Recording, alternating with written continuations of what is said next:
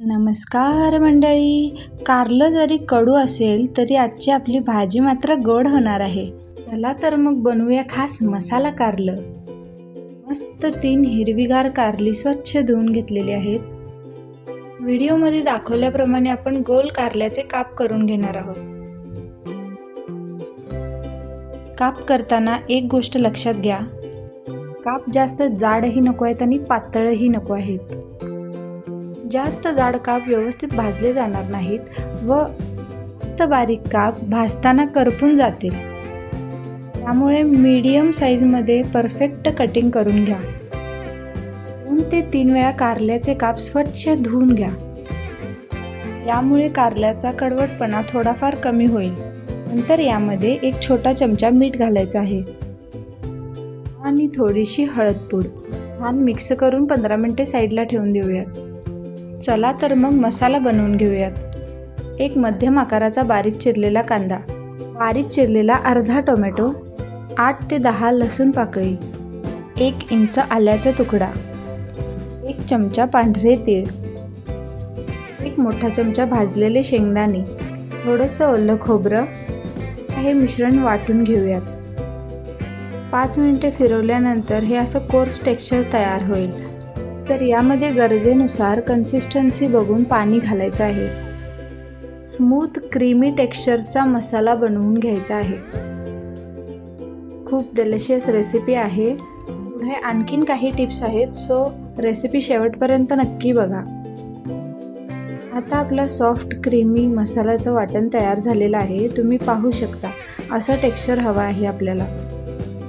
10 मिनिटे पूर्ण झालेली आहेत. तर मिठामुळे आपल्या कारल्याला असं मस्त पाणी सुटलेलं आहे. हलक्या हाताने दाबून त्याचं पाणी काढून घ्यायचं आहे. या पद्धतीने कारलं केल्यामुळे भाजी अजिबात कडू होत नाही आणि चवीला अगदी चटपटीत लागते. या फोडी हाताने घट्ट दाबून त्यामधील कडवट पाणी काढून घ्यावे. आणखीन काही महत्त्वाच्या टिप्स पुढे आहेत, सो व्हिडिओ शेवटपर्यंत नक्की बघा. अशा पद्धतीने पाणी निथळण्याची पूर्ण प्रक्रिया आपली आता कंप्लीट झालेली आहे.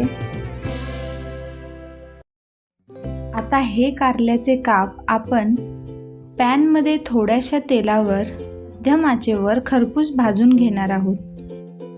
थोड्याशाच तेलाचा वापर करावा, कारण तेलामुळे कारलं छान भाजलं जातं. तेलाचा वापर नाही केला तर ते पॅनला चिकटणार आणि करपून जाणार. त्यामुळे अगदी थोड्या प्रमाणात तेलाचा वापर करून आपण हे कारलं छान खरपूस आतपर्यंत भाजून घेणार आहोत.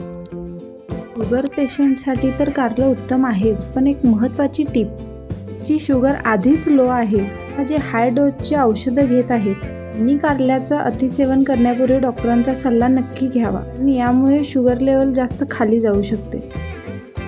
पण हेच कारलं रक्तातील वाढलेली साखर नैसर्गिकरित्या कमी करण्यासही मदत करते.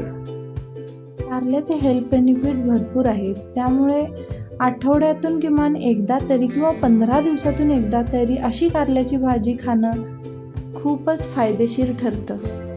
तेलावर सतत परतत राहिल्यामुळे याला जो स्मोकी फ्लेवर येतो तो या भाजीची चव द्विगुणित करतो. कारलं भाजत आहे, तर व्हिडिओ आवडला असेल तर एकदा लाईक करून घ्या.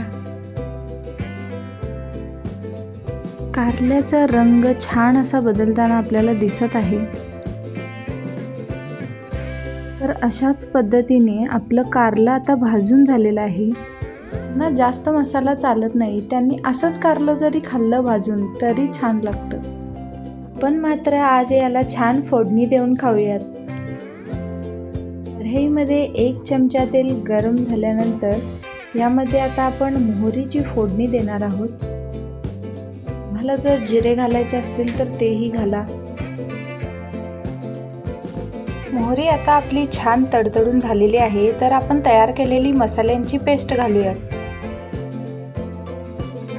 मसाल्याच्या भांड्यामध्ये थोडासा मसाला शिल्लक राहतो, तर यामध्ये आपण गरम पाणी थोडंसं घालायचं आहे व हे परत मसाल्यामध्ये घालायचं आहे. मंद आचेवर 5 ते 10 मिनिटे हा मसाला शिजू द्यायचा आहे. चवीनुसार थोडंसंच मीठ आपण यामध्ये घालणार आहोत. पण यामध्ये सर्व कच्चा मसाला वापरलेला आहे, त्यामुळे मसाला भाजताना घाई करू नका. मसाला मंद आचेवर 5 ते 10 मिनिटे चांगला भाजून घ्या. आता तुम्हाला ज्या पद्धतीची तिखट कन्सिस्टन्सी हवी असेल त्या पद्धतीने तिखट घालून घ्या. येथे कोल्हापुरी कांदा लसूण मसाला चटणी घातलेली आहे. अशाच पद्धतीने 10 ते 15 मिनिटं हा मसाला आपण छान भाजून घेणार आहोत. मसाला भाजला आहे हे कसं ओळखायचं, तर मसाल्याला असं छान तेल सुटत आहे. तर या पद्धतीने आपला मसाला आता शिजलेला आहे. तर यामध्ये आपण कारल्याचे काप घालूया.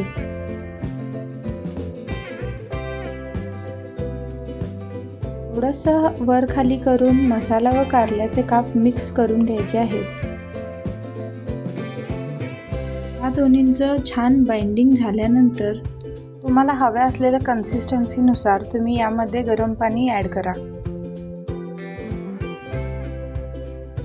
तुम्हाला हवा असेल तर तुम्ही यामध्ये थोडासा गूळ किंवा साखर घालू शकता. जर शुगर पेशंटसाठी तुम्ही जर ही भाजी बनवत असाल तर यामध्ये साखर किंवा गूळ शक्यतो टाळा. 5 ते 10 मिनिटं शिजल्यानंतर आपली भाजी आता खाण्यासाठी तयार झालेली आहे. थोडीशी फ्रेश ताजी कोथिंबीर घालूया आणि मस्त सर्व करूया. रेसिपी आवडल्यास चॅनलला लाईक, शेअर, सबस्क्राईब करायला विसरू नका.